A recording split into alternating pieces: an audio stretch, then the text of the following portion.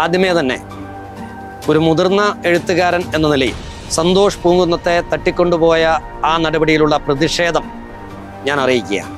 കുലീനമായ നമ്മുടെ സാംസ്കാരിക സാഹിത്യ രംഗത്ത് ആഗോളവൽക്കരണത്തിൻ്റെയും കച്ചവടവൽക്കരണത്തിൻ്റെയും പ്രതീകമായി കൊണ്ടാടപ്പെട്ട ഒരു കൃതിയാണ് ബ്ലൂം.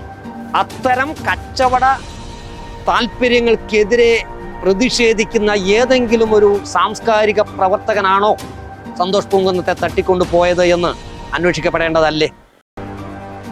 100% സാക്ഷരതയുള്ള ഈ കേരളത്തില് നമ്മളൊക്കെ ഏറ്റവും പുതിയ ടെക്നോളജി ഉപയോഗിക്കുന്ന ഒരു കാലഘട്ടത്തിൽ നമ്മളെ കൂട്ടത്തിൽ നിന്നുകൊണ്ട് നമുക്ക് കഥകൾ പറഞ്ഞു തരികയും ചിന്തിപ്പിക്കുകയും നമ്മളെ കൊണ്ട് സംസാരിപ്പിക്കുകയൊക്കെ ചെയ്യുന്ന ഒരു വ്യക്തിനെ പെട്ടെന്നൊരു ദിവസം അപ്രതീക്ഷിതമാവുകയാണ്. കാണണ്ടായിത്ര നമുക്ക് ഈ അവസ്ഥയിൽ ഇങ്ങനെ അതിജീവിക്കാൻ പറ്റാം. നമുക്കിങ്ങനെ ഒരാളെ എത്രയും പെട്ടെന്ന് കണ്ടെത്തേണ്ടതായിട്ടുണ്ട്. കണ്ടെത്താൻ പറ്റിയില്ലാന്നുണ്ടെങ്കിൽ നമ്മൾ ഓരോരുത്തരുടെയും പോരായ്മയായിട്ടാണ് എനിക്ക് തോന്നുന്നത്.